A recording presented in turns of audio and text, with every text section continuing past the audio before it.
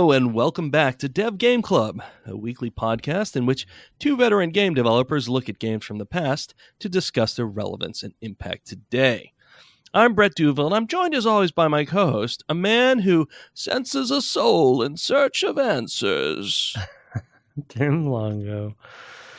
Nice. Well done. Thank you. Thank you very much. One of the most classic video game performances of all time, in my opinion. All time. Game. Right there. Me doing it is the No. classic. That's not what I meant. That's not what I meant. No. I'm sorry. I misunderstood. So we're starting Diablo 1. Yeah. It's amazing. I am so into Diablo 1 again. I never thought I would say that here. What are we? Well, no. How far are we out? What, from 96? You're the math wizard. Yeah, so 22 years out. Holy mackerel. I can remember. Sticky. It is. It's amazingly sticky. I can remember I was playing this game obsessively. I think more than any other, you can credit Diablo with me not finishing my Ph.D. Okay. I think that would be accurate to say. Oh, I think you've told me that before. I remember this. Yeah. Yeah, I think that this is the game that finally made me turn the corner and say, you know what, I should maybe not do what I'm doing. I should probably be in games or other entertainment industries with programming. That's a pretty that's pretty profound revelation then. Yeah, oh yeah. I played this game obsessively throughout 97. And of course I started in 98, right? So there was a point where I was working from home in theory on my grad school stuff. But what I was actually doing was playing Diablo many of the days. And I had I can remember seeing a friend around that time and him saying, "Oh, have you checked out Diablo?" I was like, "Oh, have I checked out Diablo?" And I had two characters that had, I don't know if they were max level or something, but he was like, "That's a lot of time." I said, "Yes, it is." There has been a lot of time spent on Diablo. So, yeah. Classic. Yeah. Well, you could, in retrospect, you could say that was working from home based on what you ended up doing. So, research. Very true. It was really just prep work. Yeah, it was important. Yeah, there's a handful of games from that era that I really point to, and two of them are Blizzard games. Warcraft, which we've played. It was actually through the Dark Portal. That's the expansion, right? 2, yeah. Warcraft right. 2. So it's Warcraft 2 and Diablo were really formative. The other two would be Doom and Quake. Other very formative games for me to start reevaluating. I have tons of games that I played lots of. I played a lot of Ultimate games and things like that. We've talked about that before. But in terms of the games that I played right before I sought an opportunity in the industry, this is definitely one of them. One of the big handful. Really only 3 or 4 games that I really look back and say, these are the games I was playing right before I decided I wanted to be a game developer. So, yeah. Well, this was the year, I'm sure, because we've played games from this exact year, which we'll get into in a second. This was as I've said before, the year I started in game development. So one of my memories being early in the QA pit and in level design pit back at Lucas was playing this game. And of course, we discussed this a little bit, I think, when we announced we were going to play this game, but multiplayer was one of its sort of revelations. But as we discovered, we couldn't remember at the time, but it was LAN-centric only. And Blizzard.net. And Blizzard.net? Okay. Right. So, that's what's making it more difficult for us to play it, but we'll be able to get around that. Yeah, and my point was going to be that, working in a game development studio or working in a place that had such easy access to LANs, and that would include Quake, at the time, Duke Nukem 3D. Yeah, RIP LEC Quake. Yeah, exactly. The infamous alias. Very infamous, at least for those at the company, and Diablo 1, and that was just, and probably also in a similar way to your PhD or what have you. We're playing Diablo 1 when we should have been working. because it was just so easy, right? To jump in, play LAN game. Everyone's there. Everyone has a computer. It's like a big LAN party all the time. So we definitely had to watch ourselves, and I'm sure we got in trouble multiple times. But yeah, I wonder which games slipped as a result of Diablo. Right. Yeah, exactly. No, I mean, and not even just at LucasArts, but just, I mean, that is in general, the culture at any game studio at that time, especially any one that's got any size at all. At that time, I guess, development-wise, it was probably a couple hundred people, maybe 150 to 200 game developers at LucasArts. It grew a lot in like 98, 99. Yeah, but around that. Yeah, it's just an addictive, replayable, programmatic, as we'll talk about, endless game. Versus say even something like Quake, which we were playing a lot of as well. Multiplayer obviously very replayable, but there you hit a sort of you can hit a mood where you're kind of done playing Quake for the day. You know what I mean? Yeah. And just because it's such a high intensity game all the time, but there's definitely that just one more click feel for Diablo that hit that sweet spot. And we'll talk more about, that as well. But yeah, let's jump into some of the games of the time, a few of which we've played. Exactly. Already. Let's start with those because we've got, this is our 5th game that we're playing from 96. We played, of course, we just finished Pokemon Red Blue a little over a month ago. But also this year with Super Mario 64, Tomb Raider, and Resident Evil, all games that we've played on the cast. So really kind of a fantastic, informative year in so many different ways, between the Nintendo 64, the Game Boy, we talked a lot about in that Pokemon series, but also the PlayStation. And this is actually the first PC title that we've played from this year. Tomb Raider, kind of both, even at the time. I consider it a PC title. That's how I played it. But yeah. Well, and that's how I played it originally as well, and this time, for that matter. But other games that came out that year, Civilization 2, another just one more, well, not click, but turn game. We mentioned Quake.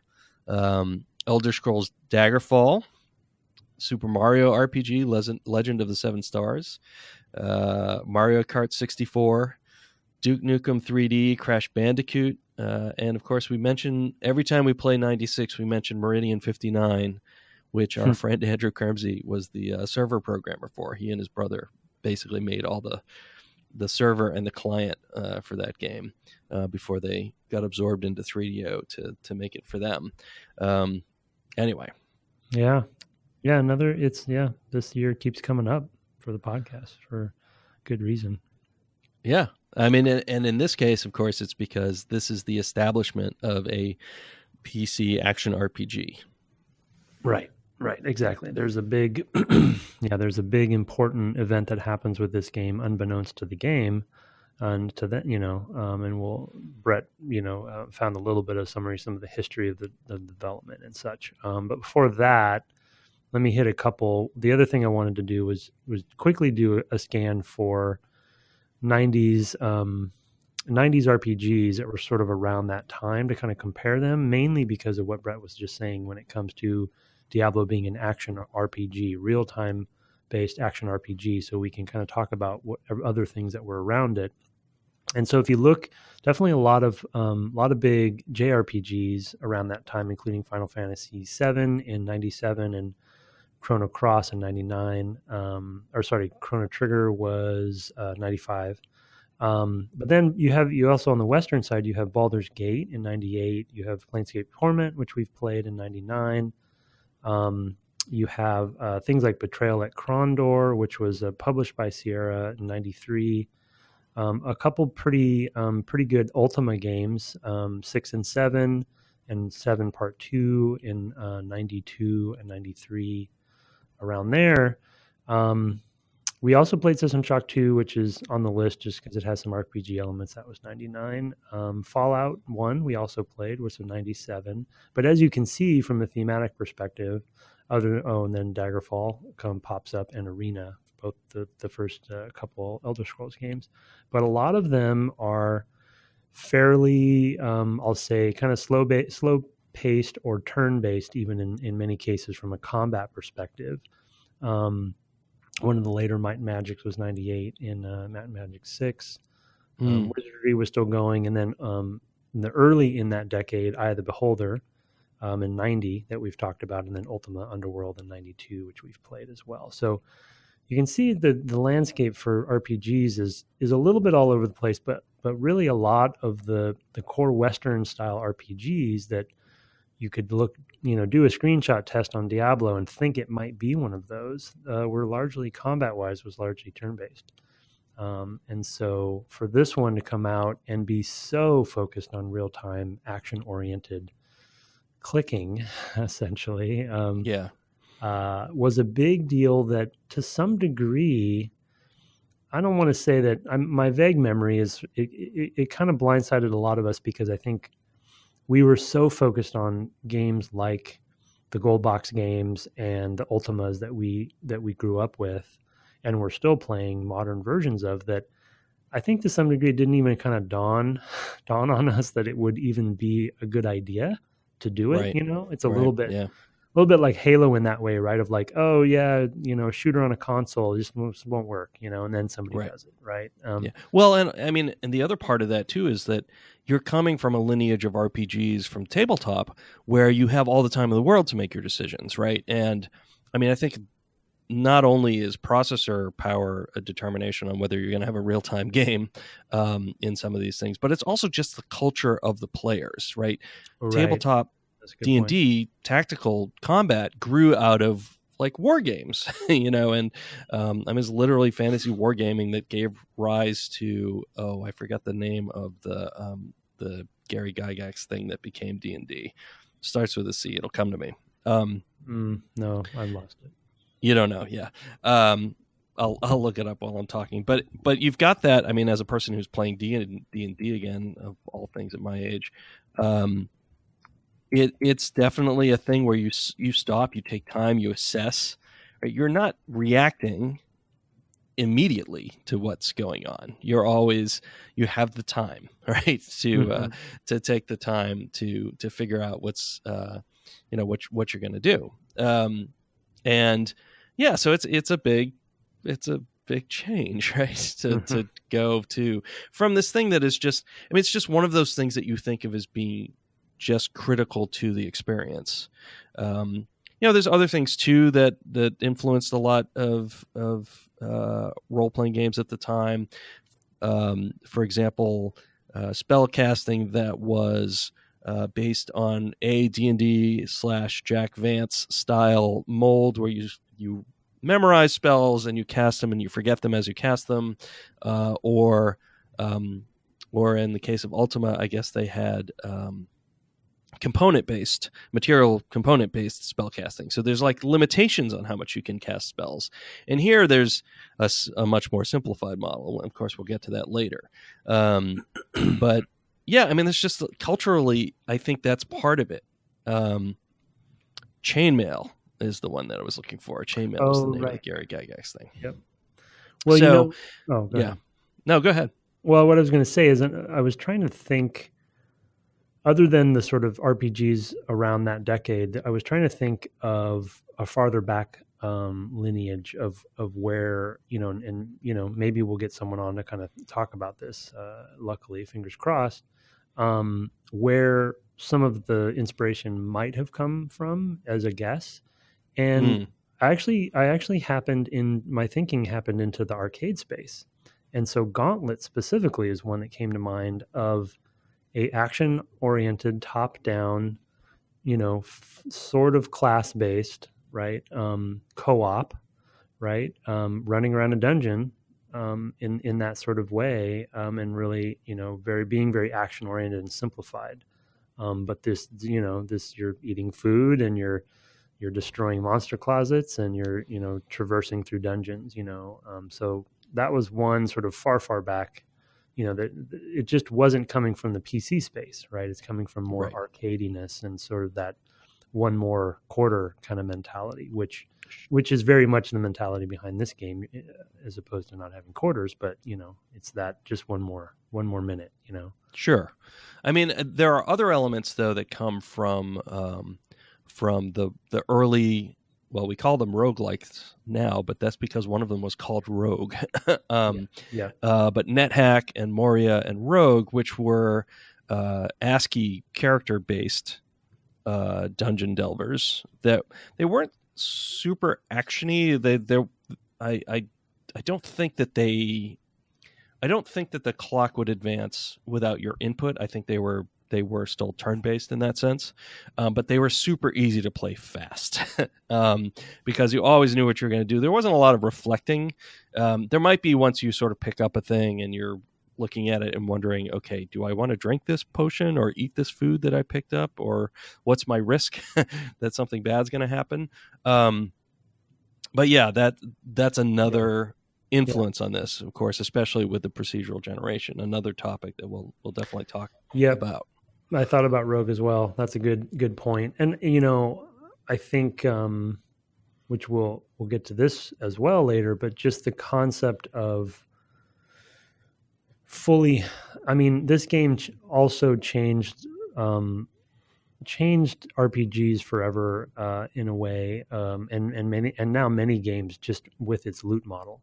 And the concept of loot drops in such a real time way as well, and there's some rogue elements of that too, like what am I going to get, when I go down there, and using what you have on the fly and figuring out what to do with that stuff. It's not as punishing as Rogue, but there is that, the procedural nature. It's an interesting mashup. I actually wonder, I'm not remembering if Gauntlet was procedural. I don't think it was. It was actually, no, I don't think it was. It was design levels. Yeah. So, that is coming from Rogue most likely. Yeah, for sure. Anyway, I mean, it's so we've talked about the year. The project itself is largely considered to be the brainchild of Dave Brevik, who was working at the time at Condor Games. When I first read about this game in 1996, I imagine, might have even been 95 in a gaming magazine, probably something like PC Gamer or Computer Gaming World. It actually was a preview, and it specifically mentioned Condor Games. I've remembered that all these years. And when it came out, I was like, oh, wait a minute, this is Blizzard. What? I thought this was this thing Condor, because I was so anticipating it at the time. I think the previewer already could tell they had something. Mm-hmm. Anyway, it's largely Dave Brevik's game, and Condor would end up becoming Blizzard North, of course, which is a company that's very close to your heart in particular.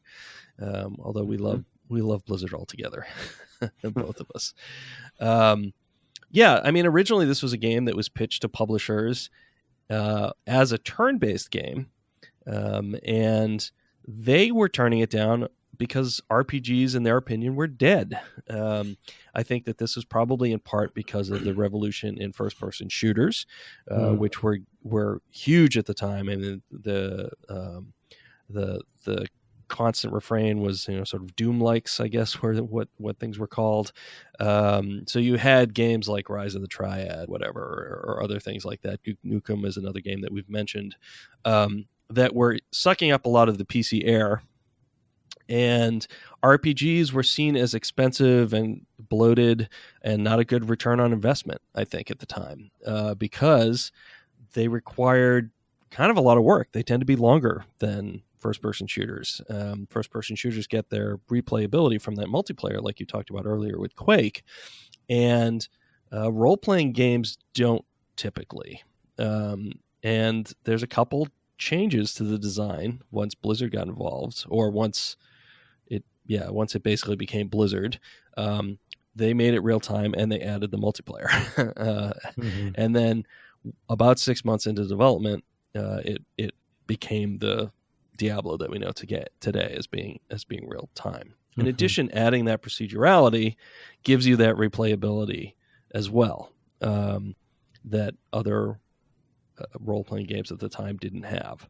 It's just interesting to think of, like, the way to turn something on its head is to go and say, wait till something's dead and then find the hidden assumptions about the genre that you can overturn, and you've got a surefire hit on your hands, I think. Yeah.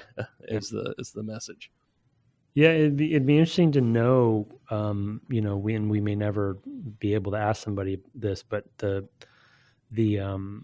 the motivation for those decisions real-time wise, real-time and multiplayer, specifically Warcraft probably has a big influence on them, right? Because RTSs, as we talked about with Warcraft 1, that's making another genre that we talked about in that case with turn-based strategy games into real-time, right? So both Dune and Command and Conquer and Warcraft were trailblazing the real-time strategy and network gaming, all of those games doing the same thing in multiplayer gaming. So you can see how Blizzard's mind, those concepts are coming from other places. And they probably were saying to themselves, well, we did this with strategy games. What, maybe we can do this with RPGs as well.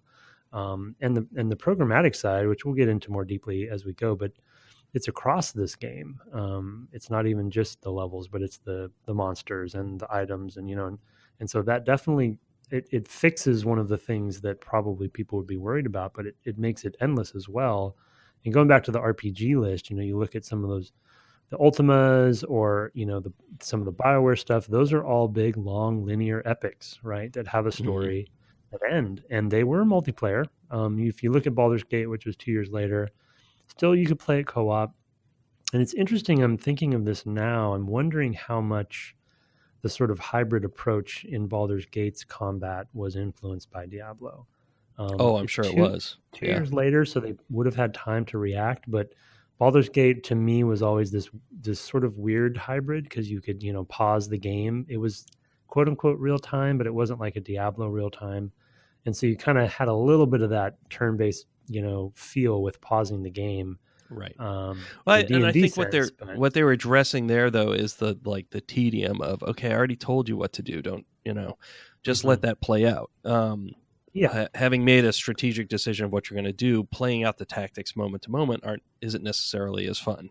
You can definitely see that when we played Fallout, and you can see that. Sure, if you're fighting a bunch of dudes, it can get a little tedious to wait for all the enemies to tick tick tick tick. They're going to walk into this position, and if they're close enough, they'll shoot. There gets to be a point where there's diminishing returns on those tactics, and I think that's what Baldur's Gate tries to address. It does, yeah, more than anything else. It definitely does, yeah. No, and I agree. It's just it's a little bit in the middle, though, and so it's hard to kind of say that it does either of them well, right. And we played Torment, which, is in that same engine. So we had a taste of that, even though that was much more storytelling. But yeah, Fallout being the extreme opposite. But anyway, yeah, it's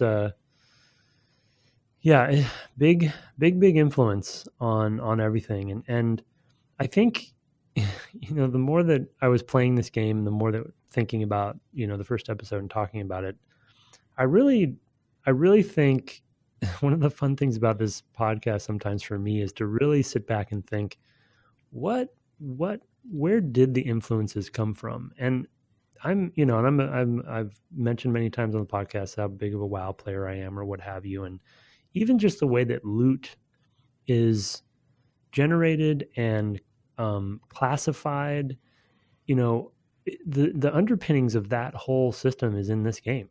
And I'm talking for any game with loot, literally. And it's simplified in this game. I worked on one, Fallout 4, right? It has a lot of loot, right, the same way. Well, and the concept of legendaries, and and the classifications and the colorations of things, and the programmatic aspect of it, for the properties, and though this first one was simpler, obviously, than all the rest, they didn't know exactly what they had. In Diablo 2, they start perfecting it, and then and then Blizzard adopts it across all of their games, really, at that point. And it's just cool to kind of trace it back, and to realize how influential something like this really is, and then modern gamers today have no idea. They don't even think about it, right?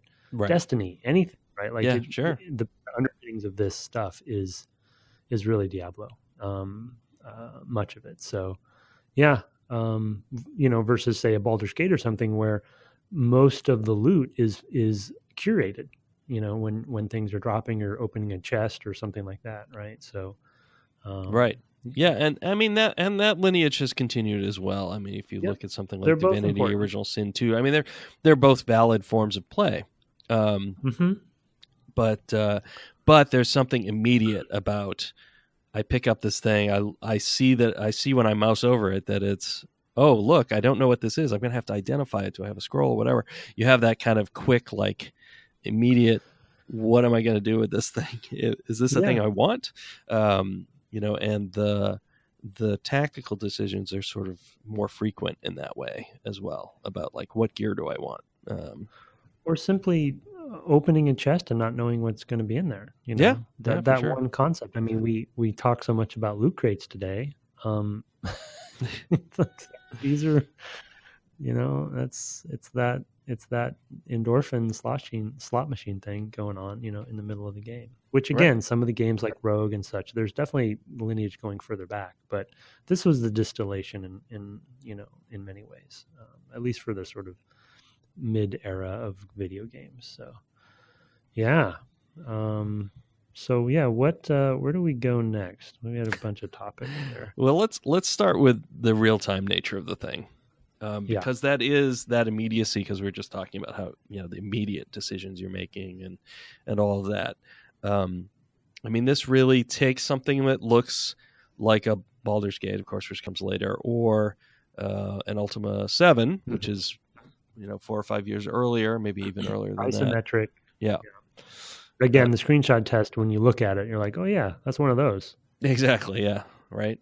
But it's definitely not. It is so not one of those.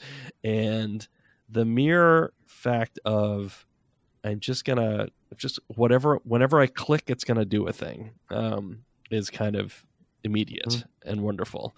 It actually took me a while to remember that you could just hold the mouse button to walk. Or to move, I should say, just continuously move. Because I wasn't doing that. I was like, man, there's a lot of clicking just to move around. And I was like, oh yeah, you don't have to do that. You can just kind of click and move the mouse around the screen. But yeah, I mean, and we'll get into some sort of mechanics and stuff that come out of this. But yeah, you look at this and you think, this is just a pretty version of these older games I played, like the Gold Box games that you mentioned earlier. But it's only one character. Oh, well, that's weird, because I'm used to managing a party, right? And when you make decisions like that, and I think actually that's another reason why Baldur's Gate makes the choice it does, is otherwise it's too much to manage. Yeah, for sure. But yeah, you've moved to a single. Well, huh? Well, yeah, you could play that co-op, but are you going to play 6-player co-op? I did it. You did? Oh, yeah, I played all the there's a topic for another time. Yeah. Well, and the other thing about the real-time nature that I never would really stop to think about that much playing the game originally is the repercussions, the tendrils that creates for the rest of the game design. For instance, I was really playing around and kind of like scrutinizing the AI behaviors. We're going to get right into my mechanics, dynamics, aesthetics then. Oh, okay. Sorry. No, it's great. So we should, because it directly comes out of it. Yeah. And if you watch their behaviors, it's really interesting to see how they sort of, because now it's real time, as Brett's saying, and you're having to actually make these pretty quick decisions. And, if I'll just take one enemy for a second, let alone, we can talk about group dynamics later, but there are actually some pausing going on and some sort of like not always a direct route to you, and so there's sort of a tuning and balancing that has to come with that, because they have to compensate for the real-time nature of it. So you actually can, have time to react. Right. And that's something you don't think about in a turn-based game, or have to think about, because you don't need to, It's more of just stat driven in the behind the scenes of like, how many spaces can they go and how much damage do they have? But this, and Brett can speak to the AI nature of it, from his side much better than I can. But there's different design tuning and balancing that you have to do to accommodate that RPG makers before this would have taken for granted and not even worried about. But yeah, why don't you segue into your MDA? Well, I mean, and one more topic about sort of the enemy design, at least in these early levels, is that you've got enemies that move at different speeds as well. So you're layering together sort of faster scavengers versus skeletons, which still move pretty quick, and then very slow moving zombies. But the zombies hit harder. But they hit harder, right? So you've got these trade-offs you're making. You're like, well, do I let them come close enough? Or how do I deal with things? Do I run away? My quick MDA discussion is so MDA is this framework to discuss game design, mechanics, dynamics, aesthetics, or what the MDA stands for. So mechanics are basically what are the rules. Dynamics are what happens as a result of those rules. Aesthetics are what do you feel as a result of the dynamics you're experiencing. To just kind of capsulize that very quickly. You can go look this up on the net. There's plenty of great stuff about the MDA framework and designing. It's great because you can use it both ways. I know we've talked about it in greater detail in the past. Anyway, one of the interesting mechanics that I noticed is that you'll be clicking on these things. Okay, so there's a couple things going on. You have no health bars on the screen. Which means you won't know exactly when a thing is going to die. That's the dynamic. The mechanic is no health bars. The dynamic comes out is you're not going to know when it's going to die. So you're clicking on that thing like crazy. But what happens when a thing dies, and now you're clicking essentially on empty space, is that it draws you in. It moves you more quickly into the dungeon and actually puts you at greater risk. Because the further you go into an unexplored area, the more likely you are to get yourself into trouble and get surrounded, for example. This is also supported by the way the AI works. So there's this mechanic with many of the AI things that when you kill one of their buddies, they flee briefly. And then they turn back and come. And the same thing happens there is that, you start chasing after them because you just want to go after the next guy. So you have these mechanics, which are very simple, which is just like, something like me died, run away for N seconds. That's a very simple mechanic. Or no health bars, another very simple mechanic. And they lead to these dynamics where it constantly pulls you, for the most part, in the direction of more enemies. Sometimes it's disastrous, but it's what I really love about that is it leads to freneticism in the dynamics, and then of course in the aesthetics is that you end up feeling kind of panicked because you've gotten yourself into trouble, and that sort of quick adrenaline loop. I mean, it's about as crystal clear as an MDA analysis ever goes. Like often these things take a while to sort of develop, and you can't really sort of discuss it without talking about lots of mechanics or lots of dynamics. Here, it's a very few number of things that make really a perfect little system to generate, pace, and also that sort of panic. Often, especially the deeper into the game you go.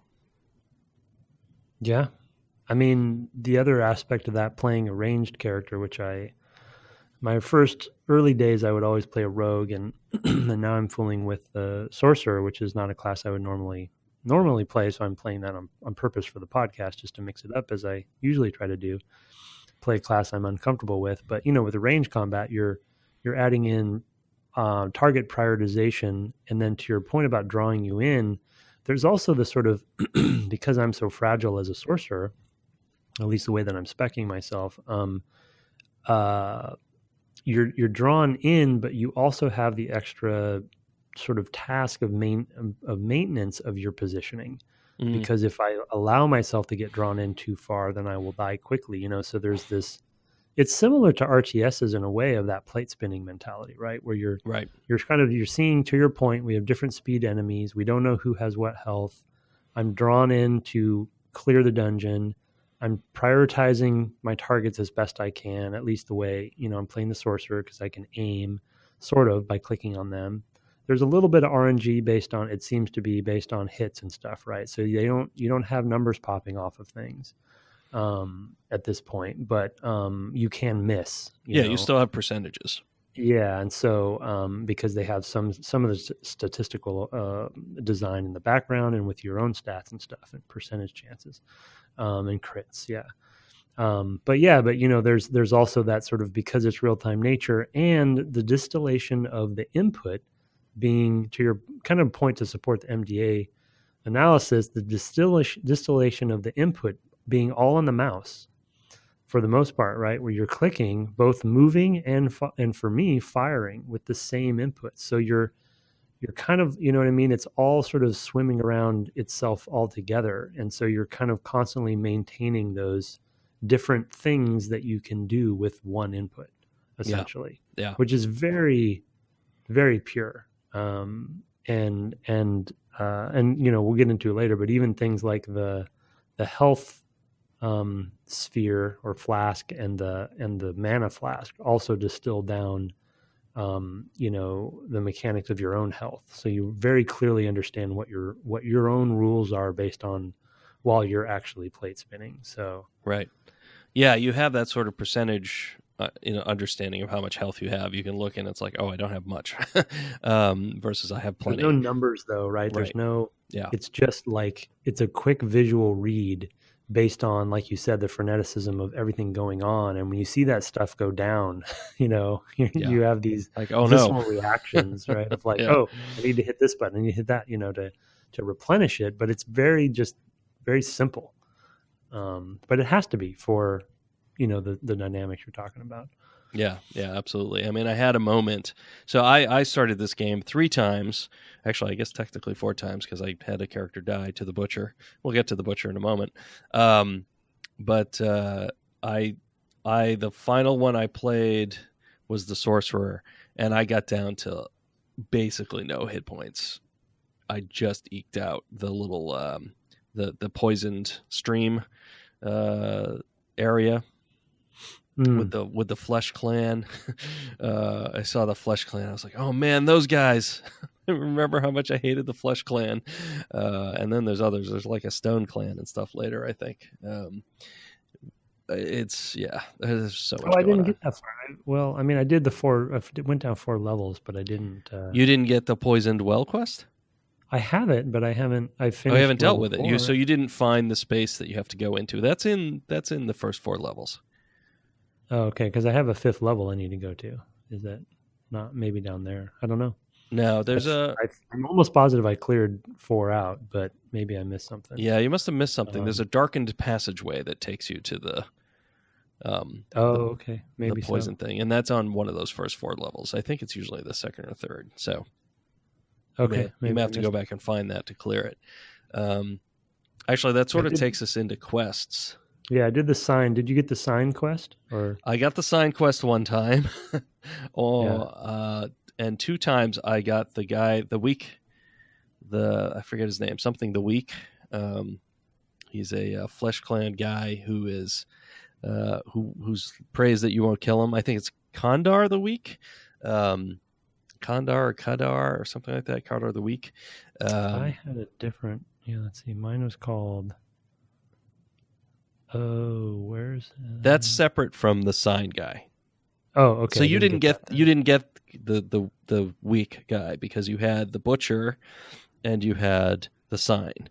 So there's 3 quests. Butcher, the sign, and I had 4 at one point. I'm trying to think of what they were, but keep going. There's 3 quests from which 2 are drawn randomly at the start of the game. And the butcher is heavily favored to appear. And then the other 2, I think, are probably basically equal. But it's funny because I played this game 3 times, and twice I didn't get the butcher quest. I was really surprised. That's crazy. Because I got deep into the game. I got all the way down to the 5th level as the warrior. I'm playing 3 characters. I'm playing Timothy the Baldish, who's a warrior. Timmy the Timid, who's the rogue, and Timmerer, who's a sorcerer. And mine's just named Brett. Oh, okay. Well, that's good. That's good. Source for magic incantations. I want to see him die all the time. Oh, so. That's good. So far, only Timmy the Timid died, and that went to the butcher. But out of those three, only Timmy the Timid saw the butcher. I was very surprised because I got down to the 5th level, and I actually texted you, and I said, "Geez, I don't know if the butcher's in the first 4 levels. I haven't run into that." Yeah. And I didn't remember how I was keyed off. This was my first playthrough this past weekend.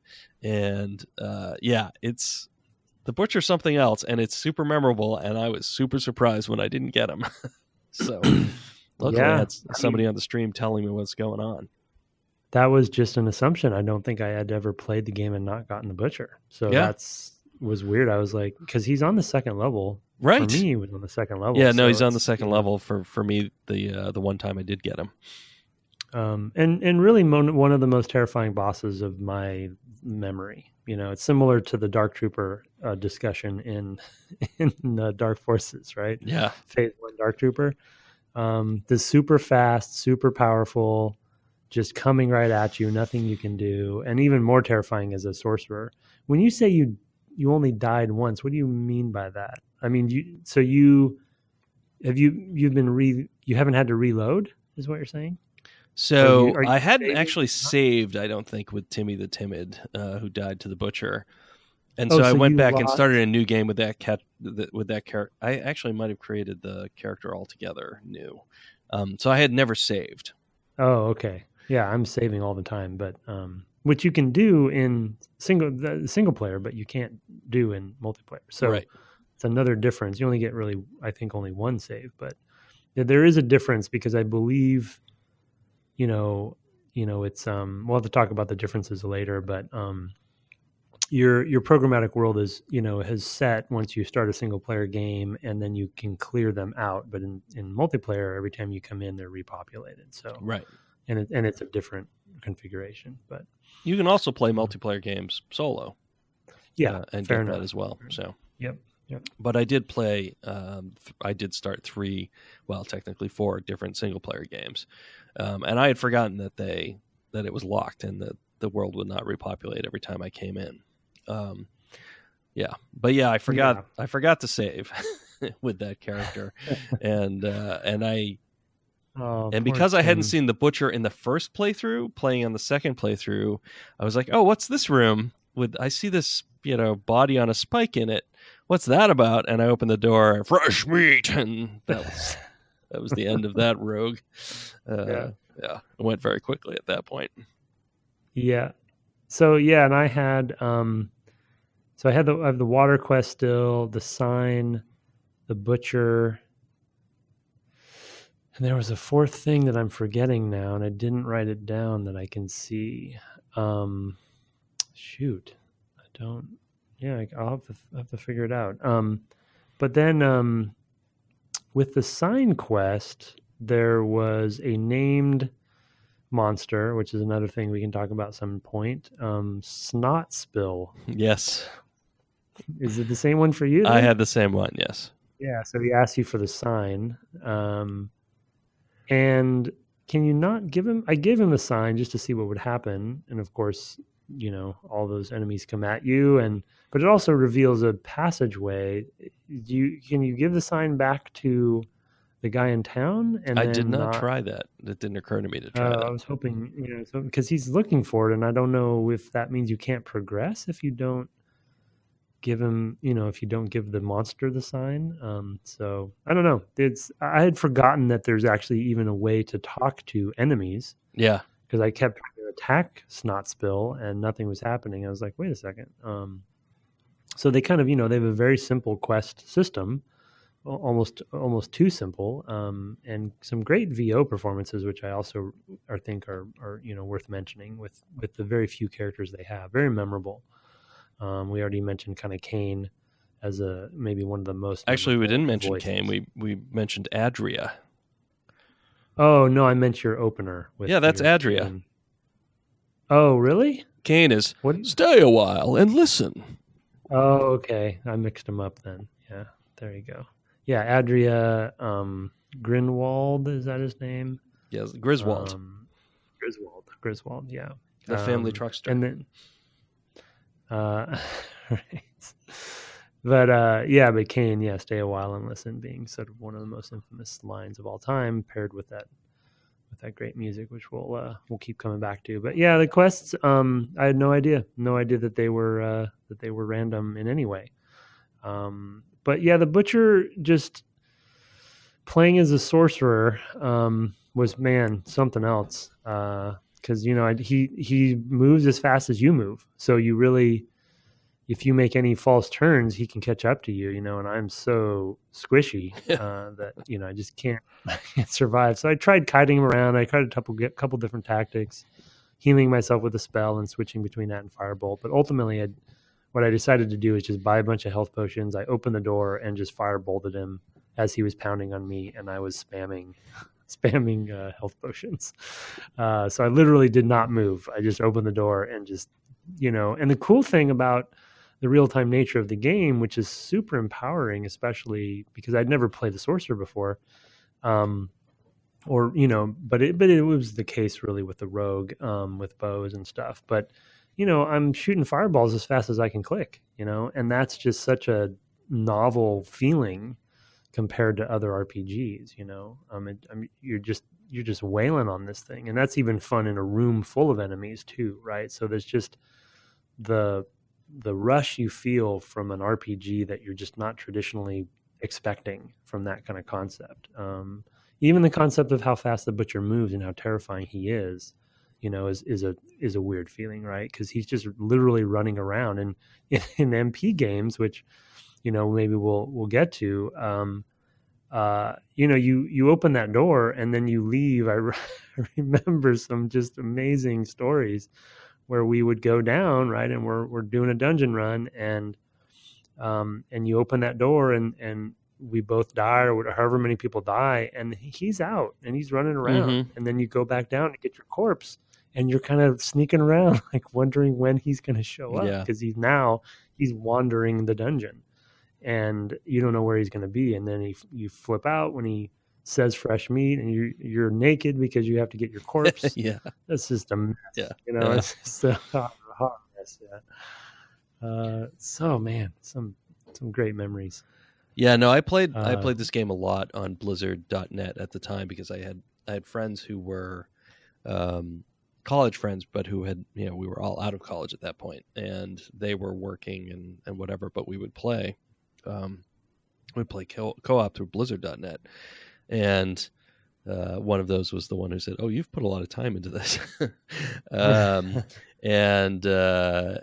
we had the same experiences where you'd end up, somebody would get away back to town, you'd come back trying to get your stuff, but you don't know what to expect, and just how terrifying the Butcher could be.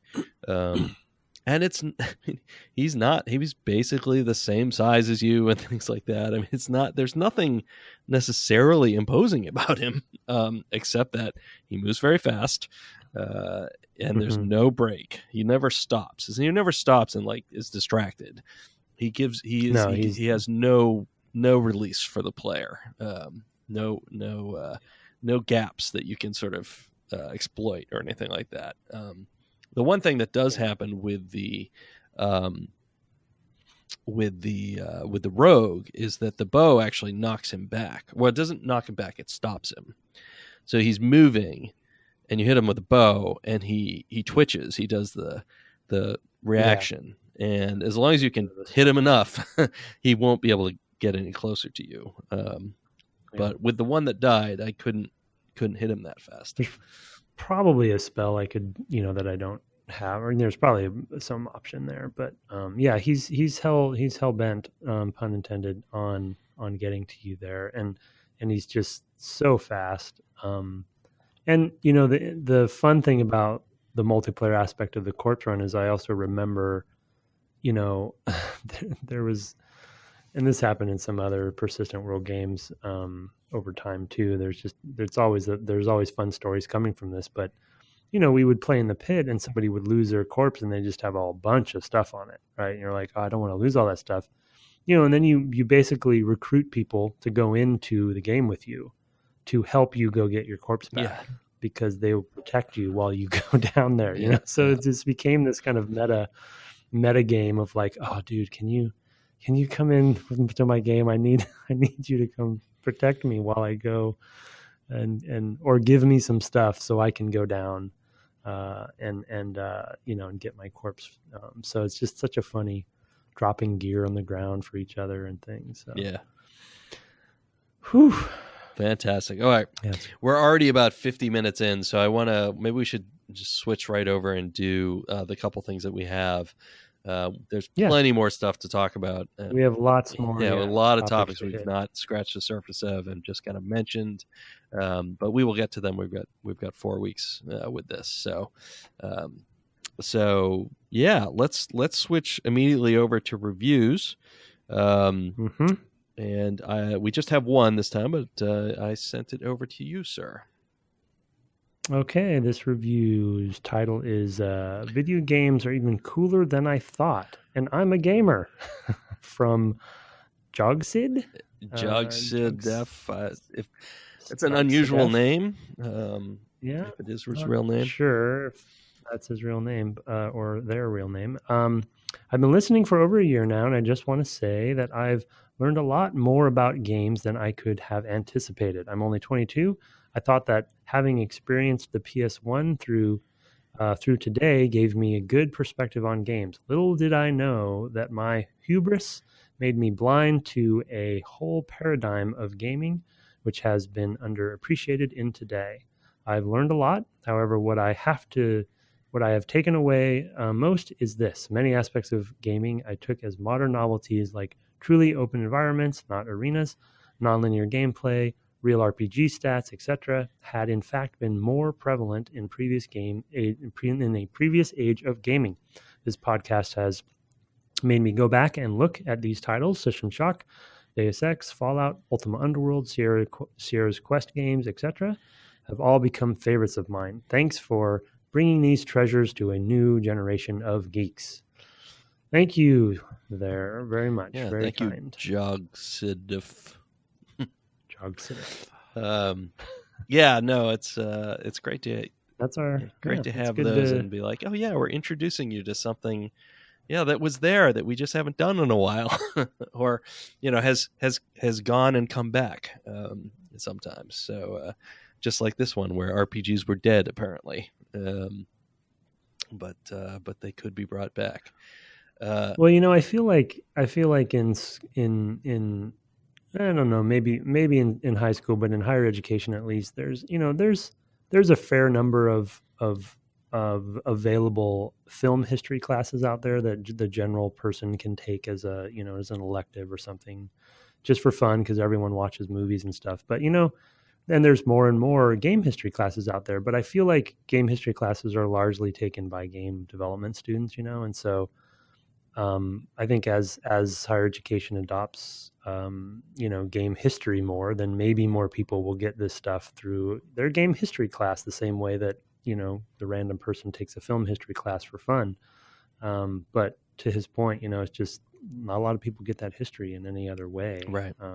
Pretty new industry in the grand scheme of things, to be honest, compared to a lot of other mediums. So, 30, 40 years old or whatever. So, yeah. Yeah, no, absolutely true. Glad we can help. I do know. I lived it, Tim.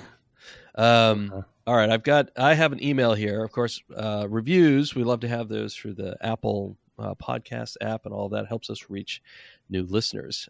We also like to read feedback that we get through the email address, which is devgameclub@gmail.com.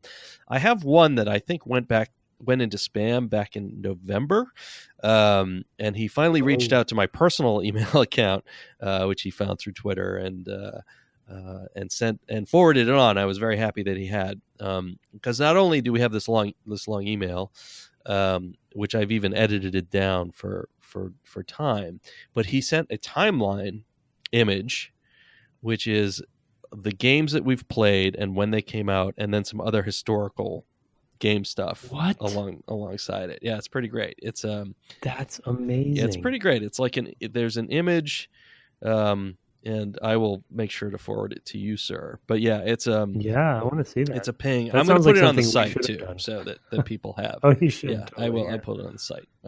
Hopefully when this That's comes up, it'll incredible. already be on there.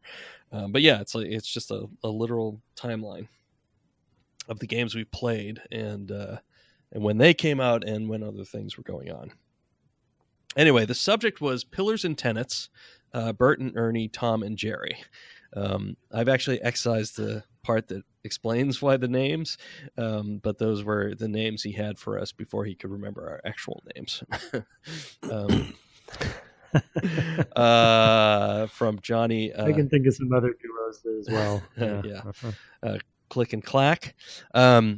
Johnny. Laurel and Hardy. Abbott and Costello. From Johnny Gratan. I hope I'm pronouncing that properly, Johnny. He says, "Good day, gentlemen.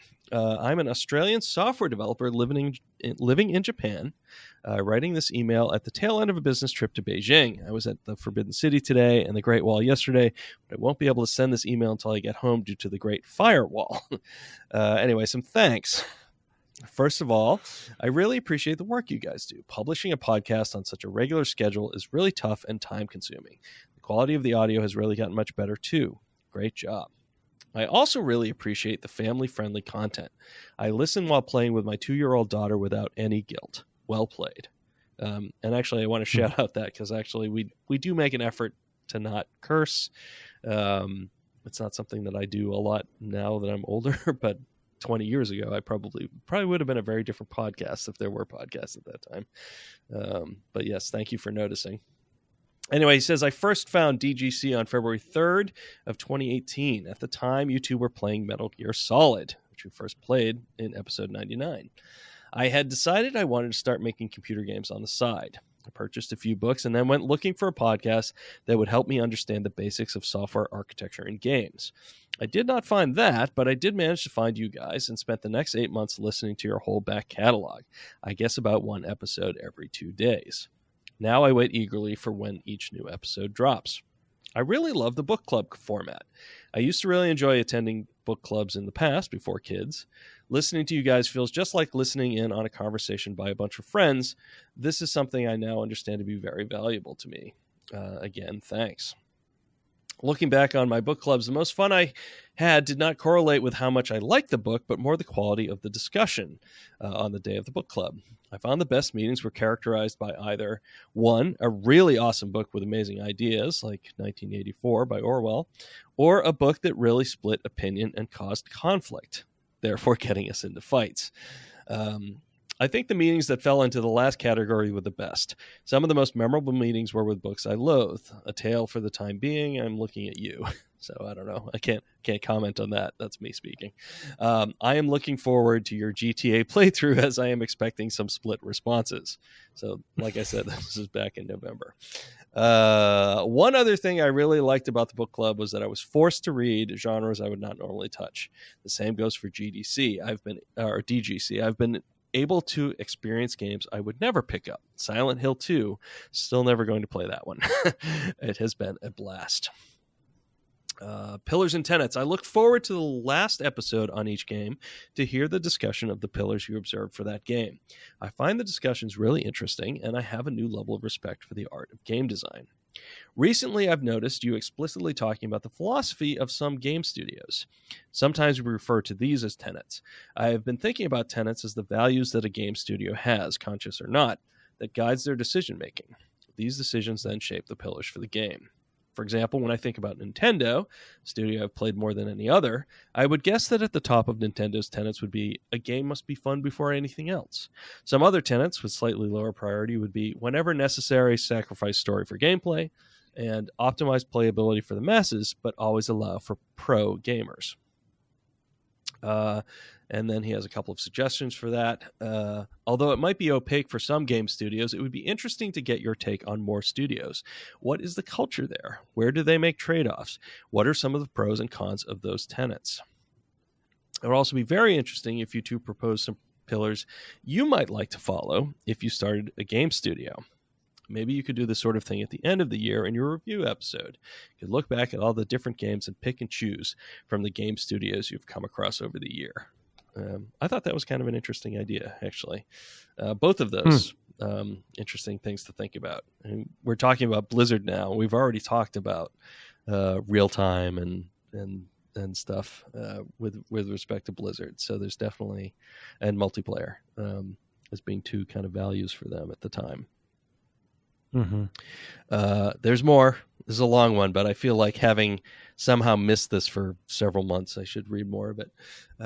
Interviews. I really love the interviews. One of my favorites has got to be with Julian Gollop, where you learned XCOM got canceled and was developed under the radar.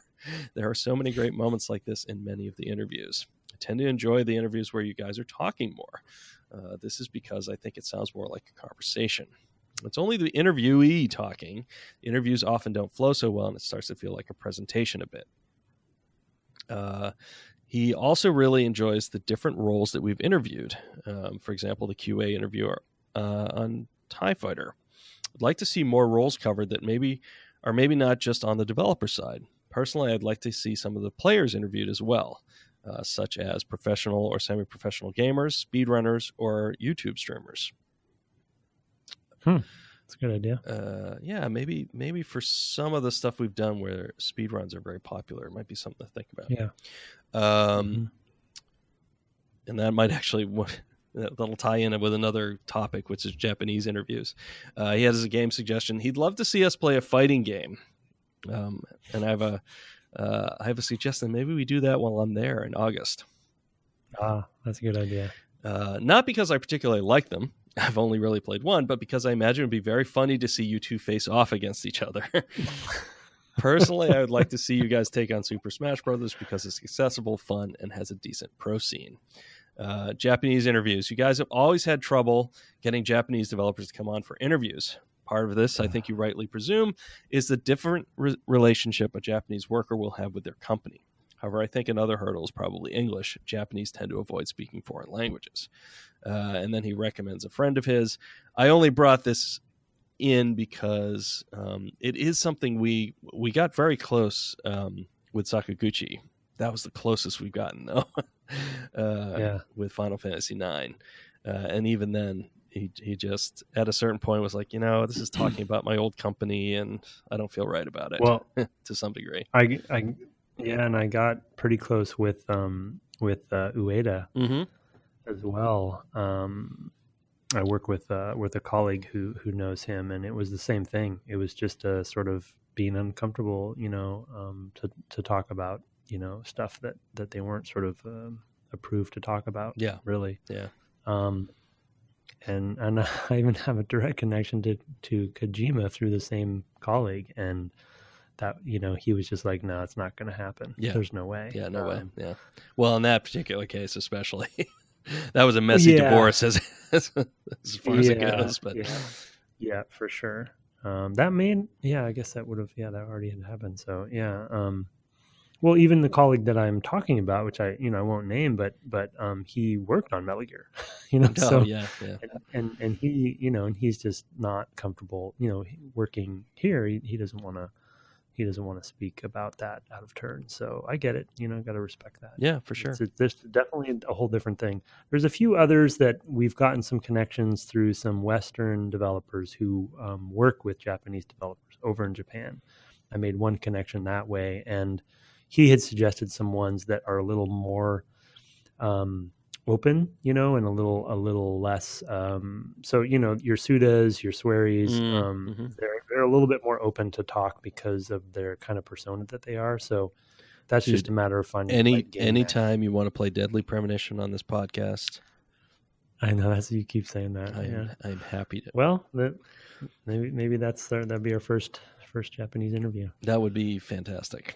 Okay. Anyway, he says there's more. He has a ton of other things that he could say. I'm paraphrasing at this point. He had 72 hours that he was adding more and more and more to this email. And he says, cheers, Johnny. And then he's got a few postscripts. P.S. Johnny is close to, but not my real name. P.P.S. My 2-year-old daughter dances to the theme song intro. Oh, no. Cemented now. And PPPS, you made my week when you read out my review. So at some point, Johnny sent a review as well. So thank you for that, Johnny. Yeah. Yeah, a lot of good stuff in that email. A few things I cut just for time, as it is. It's been 15 minutes since we started feedback, which is longer than I expected. But yeah, I will definitely put out this graphic, the timeline that he made. Even though I'm not going to keep it up to date or anything like that, I think it's pretty neat to have that. It'll probably be on the what we've played page, maybe at the bottom, something like that. I'll figure that out tomorrow. But yeah, pretty great. I had somebody else ask me actually this week where we got the theme music, and I said, well, I racked my brains. I spent hours composing, and then I explained, no, I just used an algorithmic music creator. I know. Brett and I have this long-standing. Well, it's not long-standing anymore. I've given up, but yeah, I wasn't as much a fan. It's grown on me, and I know now it's pretty much canon, so we can't change it at this point. Yeah, I was trying to get an alternative, but it's somehow appropriate that you use that method. Well, here's the thing. This is what it really comes down to. I said, I will happily put whatever music you provide me in front of the podcast. Yeah, never did. And nothing was ever provided. So that's a little look behind the scenes. Also, into the other end of this. Yeah, where Brett does all the work. I do all the work, and he's like, but couldn't it be this instead? And I'm like, no, sure, if you give me that. Yeah, I've said it multiple times. The audience has to understand how much work Brett does on this podcast. He is probably the equivalent of 2 producers and a host. So I don't know about 2, but yeah, I do the production anyway. Yeah, well, thank you for that. I love doing it, so it's not a big deal. Also, I don't have a multi-hour commute every day. Yeah, well, speaking of which, we should get you to it. Yeah. So for next time, I assume we're going to play the next section, right? The next 4 levels, the catacombs. Yeah. Well, I'm forgetting now how that is structured because so there's a level 5 where I'm at now, or where we are at now, right? So we can keep going down, but I don't remember how far it goes down, and then we eventually unlock, I believe, the other entrance, right? I think each section of 4 gives you another entrance. Why do I have a level 5 in my current game then, that I can go down further? That's my confusion. I thought you can come up from 5 is my point, and be in town with a separate entrance to 5. It is one. I see. It's one full dungeon. That's right. But you can skip by going through once you go down. Right. Yeah, I got it. That's right. So you don't have to start at level 1 again if you want to go down from there. Yes, right. So once you've unlocked that, in a single player game anyway, you get but you have to come up. You have to come up that exit. You can't use like Town Portal. That's what unlocks it. Yes, right. So when you're on level 5, you can just find the stairway up and go up, and now you'll have an entrance to the catacombs. Yeah. So next 4 levels. Yeah. Really quick. The reason that I might need to start over that I didn't, as usual. Yeah, I let's didn't hear read. Usually I didn't read the manual beforehand. Sure. I just was like, oh yeah, I played a lot of this game. Why do I need to read the manual? But what I forgot is I'd never played a sorcerer. And then what I realized is, in order to level up your spells, you keep reading books multiple times, the same book. I also forgot that.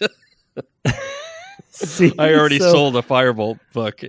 I've been selling my books left and right, and now I realize, wait, all my spells are level 1.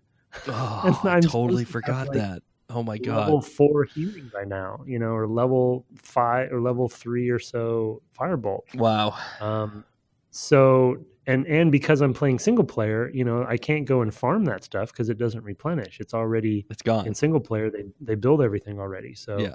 So I the only way to so now I feel like my spells. I think you can start a new game with that character though. Single player wise, yeah, I think so. Well, I guess I could. With it. Then I'll be over. Yeah. Anyway, so that was my explanation for that. Now I'm just worried my spells will be underpowered for the rest of the game, and so I don't want to do that. So I might just start over. Yeah. Well, that's reasonable. It's not a lot to do the first 4 levels. Not a lot. It's possible. Yeah. It's possible. Anyway, that's that. So yeah, we'll play the next four down, and straight to hell. All right.